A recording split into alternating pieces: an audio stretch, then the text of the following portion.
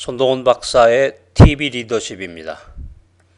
자, 이 시간에는 이제 Great Communicator인데요. 소통의 달인입니다. 리더가 되고자 하는 사람들은 just now, 지금 당장에 자신의 커뮤니케이션의 문제를 점검할 필요가 있습니다. 왜냐하면 리더라고 하는 것은 이 커뮤니케이터의 또 다른 이름이기 때문입니다. 그래서 리더가 되고자 하는 여러분이 소통의 달인이 되어야 한다라는 것이죠.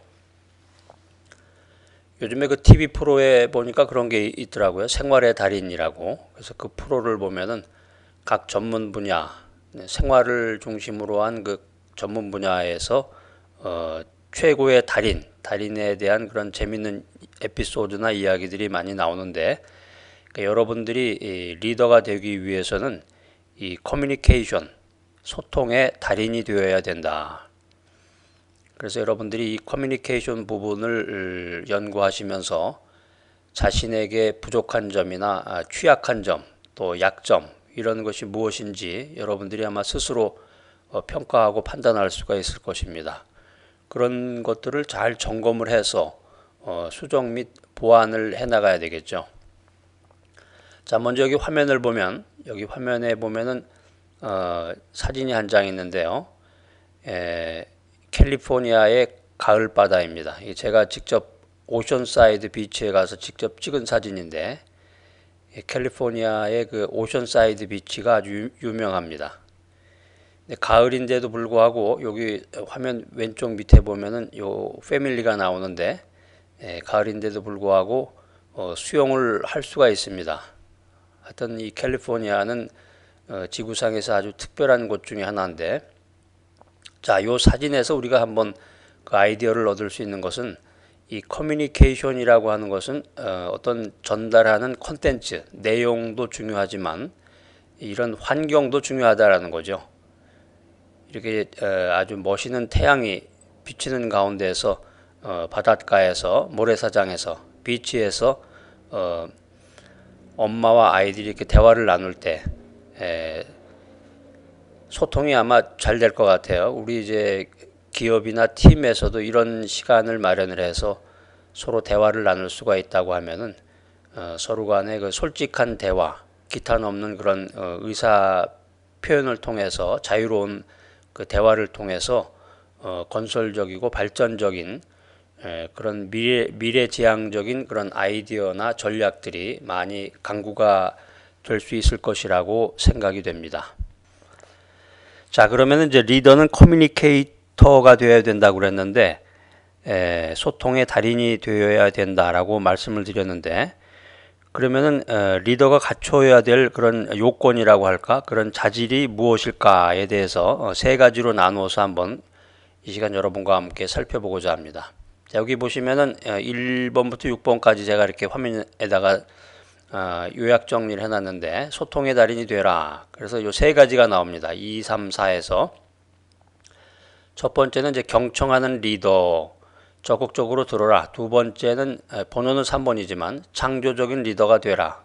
의미 생산자가 되라는 뜻이고, 그 다음에 젠틀맨 리더가 되라. 비폭력적 대화자가 되어라. 요 내용을 가지고 구체적인 사항들을 여러분에게 전달하고자 합니다. 자, 이상과 같이 그 세 가지의 사항을 여러분들이 잘 깨닫고, 이제 자각이라고 하는데, 잘 깨닫고 교육을 받으시고, 그 다음에 자기 훈련, 연마를 하시게 된다고 하면은 이 강의를 통해서 여러분들은 한 단계 더 높은 리더십의 세계로 향할 수가 있을 것입니다. 자, 첫 번째 한번 살펴볼까요? 경청자로서의 리더인데요. 경청자로서의 리더, 경청하는 리더가 되어라. 한마디로 얘기하면 이제 적극적으로 들어라는 건데요. 그러니까 리더는 한마디로 다른 사람의 말을 잘 들어주는 사람이 되어야 된다는 거죠. 여기에 이제 하나의 그 함정이라고 할까? 여기에 이제 숨은 내용이 있는데, 타인의 말을 잘 경청한다, 타인의 말을 잘 듣는다라고 하는 것은 그 상대방의 말에 아주 굉장히 중요한 정보나 무슨 교훈이 있어서 그런 것이 아니라는 거죠.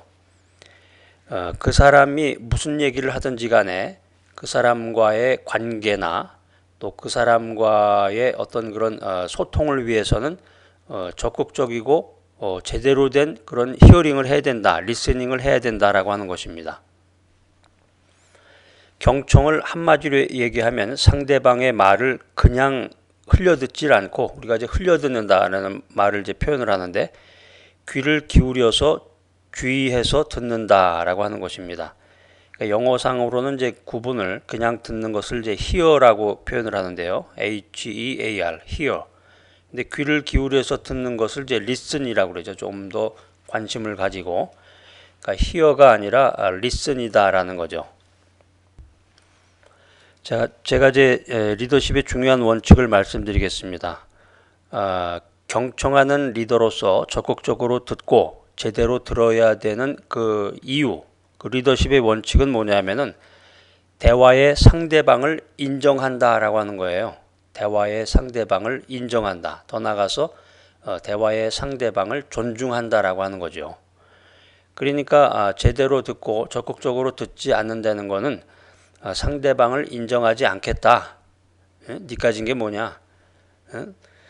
굴러다니는 게 너 같은 사람이다. 이런 식의 그 메시지를 무언중에 전달하는 거예요. 바로 상대방을 인정하고 상대방을 리스펙트, 존중한다는 의미가 여기에 담겨져 있습니다. 우리가 실제적으로 역사를 돌이켜보면 존경받았던 역사적인 인물, 역사적인 리더들은 대부분이 그 훌륭한 경청자였습니다. 그래서 시대를 막론하고 이 추종자, 팔로워, 부하 직원, 조직 구성원들이 원하는 리더는 자기의 말을 끝까지 들어주는 리더다. 이 굉장히 아주 중요한 리더십의 원리입니다. 그래서 여러분들이 이제 고객을 만나거나 또 조직 내에서 구성원들과의 그 소통, 의사소통, 커뮤니케이션을 나눌 때 이 경청의 자세를 갖느냐 갖지 않느냐에 따라서 엄청난 그 인간관계, 휴먼 릴레이션십, 인간관계의 그 폭과 질이 달라진다라고 하는 것입니다. 네, 그렇습니다. 근데 이 사실 경청이라고 하는 것은 하드워크죠. 굉장히 쉽지 않은 힘든 작업입니다. 왜냐하면 사람은 듣는 것보다 말하는 것을 좋아하게 돼 있어요. 이 사람의 이 시스템 자체가, 사람이라는 게 남의 말을 듣는 것보다는 자기가 말하는 것을 좋아하는 그런 시스템으로 되어 있습니다. 특별히 이제 우리가 누가 이제 무슨 장황한 이야기를 하면은 너 지금 설교하냐? 그런 이야기를 하잖아요. 그러니까 이 목회자들이 상대방의 말을 잘 듣질 않고 일방적으로 자기가 알고 있는 얘기를 이제 다다다다다 하고서 이렇게 이야기하는 경우가 많아서 그런 이야기를 가리켜서 이제 너 설교하냐? 이제 이런 표현을 하기도 하는데, 아무튼 듣는다는 것이 쉽지 않다는 거죠. 왜 그러냐면 상대방이 하는 말의 대부분을 내가 이미 알고 있는 경우가 많아요. 그래도 참고 인내하고 잘 들어야 된다는 거죠. 그래서 이 경청이라고 하는 것이 리더에게 있어서 굉장히 중요한 부분이다. 우리가 하루를 반성하면서 내가 오늘 너무 말을 많이 했구나, 이런 후회를 많이 하게 됩니다. 사람이 아무리 준비된 말을 한다고 해도 말을 많이 하다 보면 실수를 하게 되는데, 하루를 반성할 때 오늘 너무 많이 들어줬어, 이런 후회를 할 수 있는 리더가 되시기 바랍니다.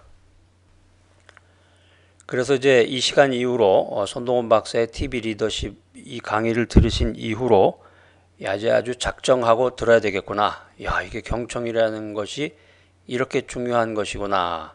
이렇게 깨달음을 가지고 교육을 받고 훈련을 받으신 분들이 많이 나오시기를 바랍니다.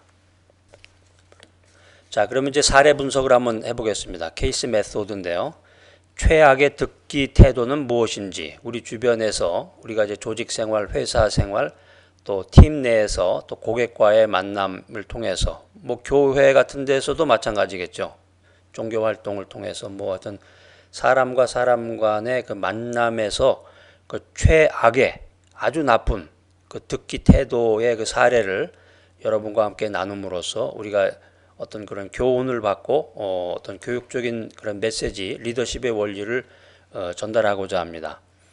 자, 첫 번째는 다른 사람이 말하고 있을 때 자기가 할 말을 머릿속으로 생각하는 겁니다. 우리 흔히 이런 경우 많죠. 다른 사람은 열심히 이야기를 하고 브리핑을 하고 대화를 하려고 노력을 하고 있는데 나는 딴 생각하는 그런 경우.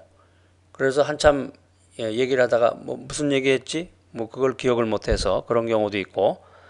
자, 그다음에 두 번째 경우는 이제 우리가 굉장히 많이 접하는 경우인데 대화하는 도중에 전화를 받는다. 여러분 얘기 같죠? 저도 이게 참 이해가 되질 않아요, 보면. 저 같은 경우도 이제 그 사람들하고 대화를 나누다 보면은 한참 이야기가 꽃을 피우고 중요한 얘기가 나오려고 그럴 때 전화가 오면은 그 전화를 받더라고요. 근데 이건 아주 그 몰상식하고 매너가 없는 것을 떠나서 이 리더로서의 그 커뮤니케이션, 의사소통 부분에서 아주 빵점이죠, 빵점. 여러분 이제 이 시간 이후로는 고객들과의 대화, 또 중요한 미팅에서의 대화 도중에 전화를 받지 마시기 바랍니다. 물론 이제 긴급 전화라는 게 또 있겠죠. 굉장히 긴급하고 중요한. 근데 보통 평범한 사람이나 뭐 모든 것이 다 긴급 전화라고 하면 그 사람에게 문제가 있는 거 아닙니까? 그러니까 대화하는 도중에 전화를 받지 말라는 거죠. 그러니까 중요한 그런 미팅이나 그런 대화나 고객과의 대화라든가 그런 회의에 들어갔을 때는 그 휴대폰을 끄던지 턴오프로 해놓던지 아니면은 이제 다른 방식으로 해서 그 시간 그 미팅이 끝난 이후에 대화가 끝난 이후에 전화를 하던가 뭐 다른 방식을 사용하면 되겠죠. 하여튼 대화하는 도중에 전화를 받으면 안 된다는 거죠. 제가 이제 조금 전에 말씀드린 것처럼 이거 상대방을 무시하는 거예요. 상대방을 무시하고 네가 아무리 떠들어봤자 별로 도움되는 그런 진전이 없을 거다라는 것을 무언의 암시를 주는 거거든요. 그런데 하여튼 이 현대사회의 대부분의 사람들이 대화 도중에 전화를 받고 있는 그런 문화 속에 우리들이 살고 있습니다. 그러니까 여러분들이 이런 문화를 어떻게 해석하고 어떻게 또 헤쳐나갈지는 바로 여러분의 몫입니다. 유능한 그 리더가 되기 위해서는 소통의 달인이 되어야 되는데 소통의 달인이 되기 위해서는 그 대화를 끊지 말고 상대방을 존중해야 된다는 거죠. 자, 그 다음에는 이제 상대방이 말하는데 불쑥 끼어드는 경우. 요즘에 이제 그 미국의 그 대선이 그 이슈인데요. 그 트럼프라는 그 후보의 특징이 이거라고 그래요. 뭐 장점이라고도 얘기를 하는데 상대방이 말하는데 불쑥 끼어드는 경우. 이거는 이제 상대방의 길을 꺾고 자기 주장을 관철하기 위한 어떤 그런 편법이 될 수도 있겠는데 상대방을 존중하고 대화를 한다는 면에서는 빵점이겠죠, 이게. 그 다음에는 이제 자기 마음대로 화제를 바꾼다. 어떤 일정한 화제를 가지고 토픽을 가지고 이야기를 전개해 나가면서 주고받는 이야기를 하는 것이 아니라 일종의 정신병자 마냥 이 얘기했다 저 얘기했다 막 화제가 막 계속해서 바꾸어지는 그런 경우인데 그 다음에는 계속해서 자기에 대해서만 얘기한다. 이런 분들도 많아요, 보면. 상대방의 이야기, 물론 이제 상대방이 이야기를 안 하시고 듣는 경우, 뭐 여러 가지 그런 형편과 환경에 따라서 다르긴 하겠지만은 계속해서 자기의 이야기만 하는 그런 경우를 말하는 것입니다. 그 다음에는 이제 불필요한 충고를 던진다. 이 충고라는 게 조심해야 돼요. 어떤 사람이든지 간에 상대방이 나에게 충고를 하면은 좋게 생각하는 사람은 거의 없습니다.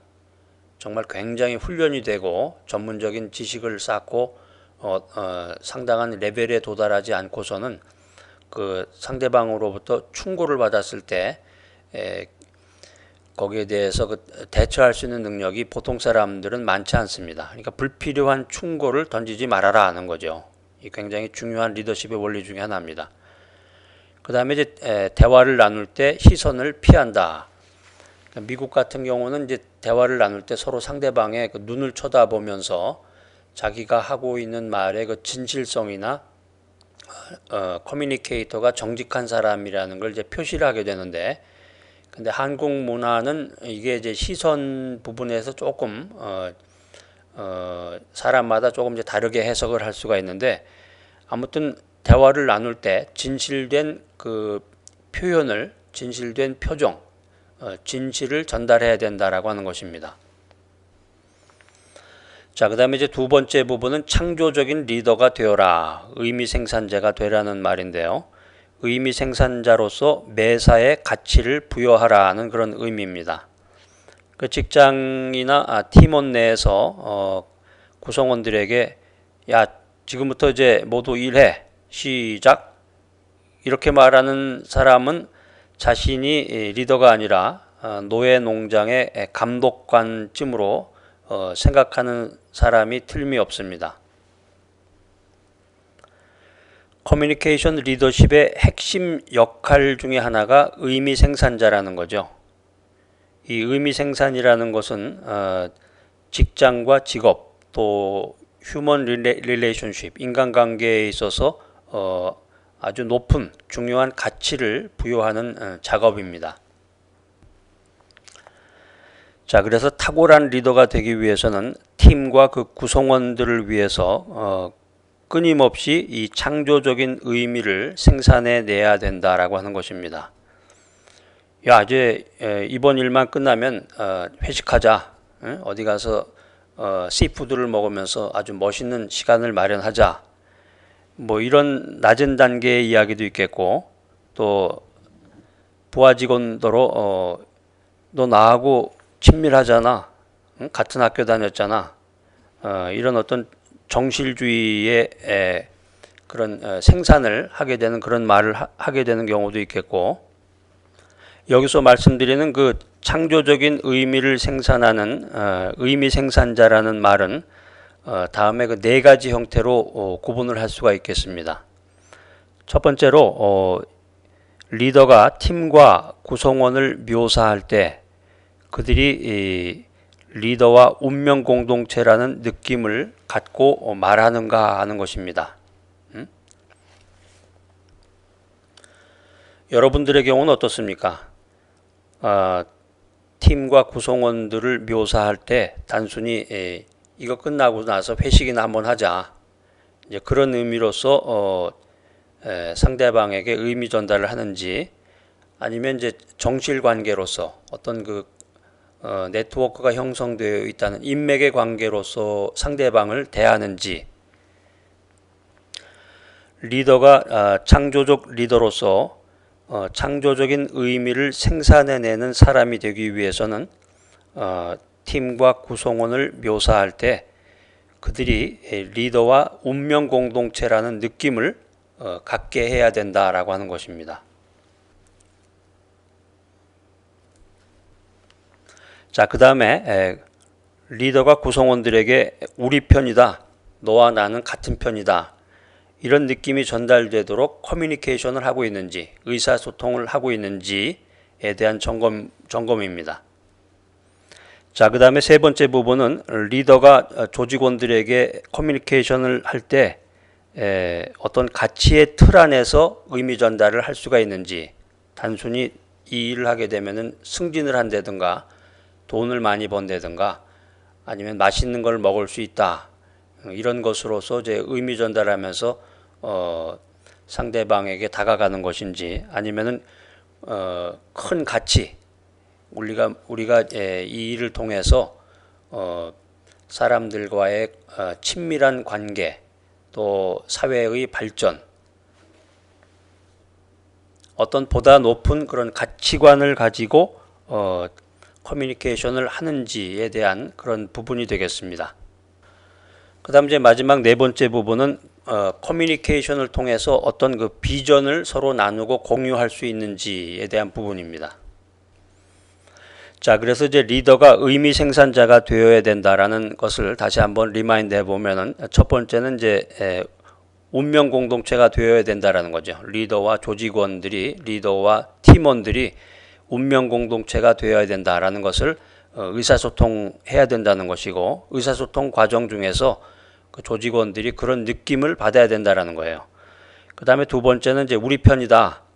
리더가 조직원들과 대화를 나누고 함께 일하는 가운데에서 커뮤니케이션이 이루어지는 가운데에서 저 사람 우리 편이 맞구나, 우리 대장이 맞구나, 우리 팀장이 맞구나, 이런 느낌이 들어야 된다는 것입니다. 그 다음에 세 번째는 이제 가치에 대한 부분이고, 네 번째는 이제 비전에 대한 부분입니다. 그러니까 일을 서로 같이 나눌 때 어떤 목표를 향해서 나아갈 때 그것이 정말 진정한 가치가 있고 그것이 정말 큰 비전의 틀 안에서 이루어지는 것이구나 하는 그런 느낌을 구성원들이, 팀원들이 받을 수 있어야 한다는 것입니다.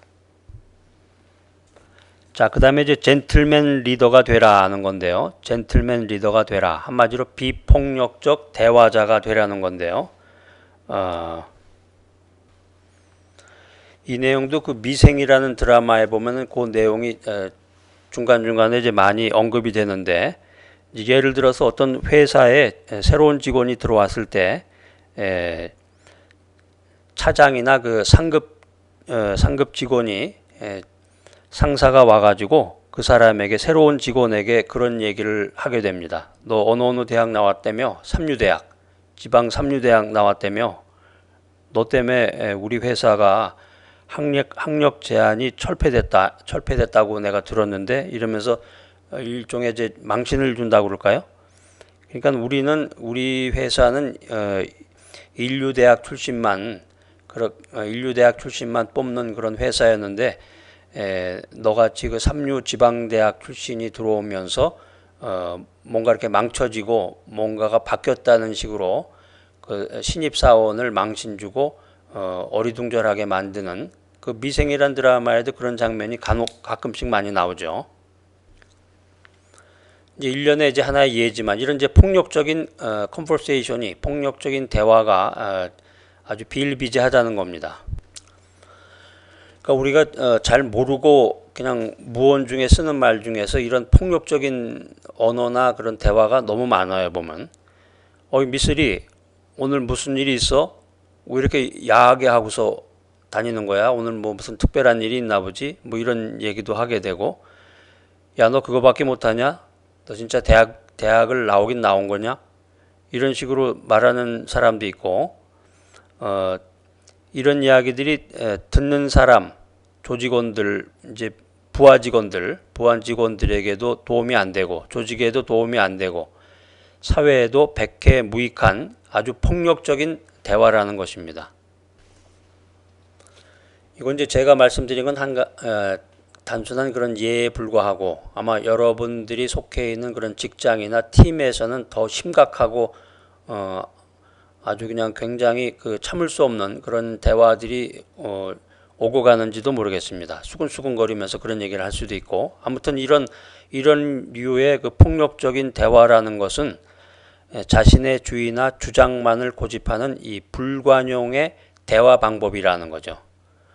이런 것을 따르면 안 됩니다. 자기 생각은 반드시 관철되어야 할 스페셜한 거다, 특별한 거다. 그리고 상대방의 생각은 하찮은 것이다. 이렇게 매도하는 대화 방법 중에 하나인데요. 결론적으로 폭력적인 대화는 상대방 서로에게 상처만 남긴다라고 하는 것입니다. 그래서 우리가 탁월한 리더, 탁월한 팀장, 탁월한 리더십을 발휘하기 위해서는 비폭력 대화를 사용해야 됩니다. 조직 내에서, 팀원 내에서 비폭력 대화를 사용해야 된다. 비폭력 대화를 간단히 설명드리면, 첫 번째는 대화 상대의 감정에 공감해야 된다는 거죠. 리더십의 원리인데, 첫 번째는 대화 상대의 필링에 공감해야 된다. 그 다음에 두 번째 요소는 그 공감에서 나온 자신의 마음을 말로 표현해야 된다라는 거죠. 우리나라 사람들이 그 말로 표현하는 것에 굉장히 약해요. 여러분들이 유능한 리더가 되기 위해서는 이 비폭력 대화를 사용해야 되는데, 이 비폭력 대화를 리더십의 원리로 한번 연구 분석해 보겠습니다. 이제 4단계가 있는데요. 4단계가 있는데 하나씩 여러분과 함께 그 내용들을 살펴보고자 합니다. 첫 번째는 관찰입니다. 관찰이라고 하는 것은 평가하지 않고 관찰하는 그런 방법인데, 예를 들면은 이런 경우가 많죠. 이제 미팅을 하는데 회의를 하는데 그 팀원이 회의 시간에 늦게 들어왔다. 그랬을 때는 어떤 말이 오고 갑니까? 야, 정말 시간 개념 없네. 응? 이렇게 말하면은 그게 이제 평가가 되겠고요. 지금까지 5분 이상 늦은 게 세 번째야. 이렇게 말하면은 관찰이 되겠습니다. 그러니까 이 평가라고 하는 것은 상대방을 비난하려는 그런 의도가 있고, 관찰에는 비난 의도가 없다는 거죠. 그러니까 이 비폭력적인 대화를 하기 위해서는 관찰을 해야 된다라는 것입니다. 자, 비폭력 대화를 위한 첫 번째 단계는 이제 관찰이었고요. 관찰에서는 그 평가 부분을 잘 고려를 해야 된다는 것이고, 그 다음에 이제 비폭력 대화의 두 번째 단계는 느낌입니다. 느낌. 그래서 느낌 단계에서는 생각과 느낌을 구별해야 되는데, 예를 들어서 나는 박 대리가 일을 열심히 한 것 같질 않아. 이렇게 얘기를 하면 생각이 되겠습니다. 그런데 이렇게 얘기를 하면은 그 듣는 사람 입장에서는 굉장히 부정적인 반응이 나올 수가 있겠죠. 근데 이것을 느낌으로 고치면 이렇게 되죠. 나는 박 대리가 아직 자기 능력을 다 내놓지 않아서 좀 섭섭해. 이렇게 얘기를 하면은 비폭력적인 대화를 통해서 리더십을 발휘할 수 있다는 겁니다. 자, 비폭력적인 대화를 위한 그 3단계는 이제 욕구의 단계인데요. 다른 사람을, 조직원을, 팔로우를 비난하거나 비판하거나 분석하거나 해석하는 대신에 자신의 욕구를 직접 표현하는 것을 말합니다. 이런 말 흔히 하잖아요. 넌 날 한 번도 이해해 본 적이 없어. 그런데 이 말은 자신의 욕구가 충족되지 않고 있다는 그런 뜻을 내포하고 있는데, 자신의 욕구를 충족하기 위해서 상대방을 탓하는 것은 폭력적인 대화에 해당합니다. 비폭력적인 대화에서는 자신의 욕구를 있는 그대로 이런 식으로 말해야 됩니다. 여러분도 한번 트라이 해보세요. 시도해 보세요. 나는 박 대리가 좀 더 나를 언더스탠드 해줬으면 좋겠어. 나는 박 대리가 좀 더 나를 이해해 줬으면 좋겠어. 이런 리더십을 발휘할 수 있는 여러분이 되시기 바랍니다. 자, 비폭력 대화의 단계. 첫 번째 관찰, 두 번째 느낌, 세 번째 욕구. 자, 아주 흥미진진하네요. 자, 마지막 네 번째는 이제 부탁의 단계인데, 자신의 욕구를 충족할 수 있는 구체적인 행동을 2단계에서 요청하게 됩니다. 그래서 부탁은 앞서 말한 관찰, 느낌, 욕구를 사용해서 팔로워들, 조직 구성원, 상대방의 마음을 움직인 다음에 상대방이 자발적으로 행동하게 만들기 위한 이 커뮤니케이션의 기법입니다. 기술이 되겠습니다. 예를 든다면, 박 대리, 나는 이번 일을 꼭 성공시키고 싶어. 그러려면 내가 박 대리의 도움이 필요해. 박 대리 마음만 먹으면 해낼 수 있잖아. 여러분 어떠세요? 아주 간지럽나요? 간지럽고 쑥스럽고 좀 뭔가 이렇게 좀 말하기가 좀 부자연스러운 것 같은데, 이런 비폭력 대화를 깨닫고 또 훈련하고 연습을 하게 되면 점점 더 높은 단계를 향해서 나아가는 리더로서의 자신의 모습을 발견하고, 그거에 비례해서 밝아지는 팀원, 더 활성화되고 더 능률이 높아지는 그런 팀이나 그 회사의 모습을 조만간에 여러분들이 발견하게 될 것입니다. 자, 그래서 뚜렷한 가치관을 가지고 잠재된 역량을 키워서 작은 성공을 통해서 미래로 나아가는 우리 귀한 리더들이 되시기를 바랍니다.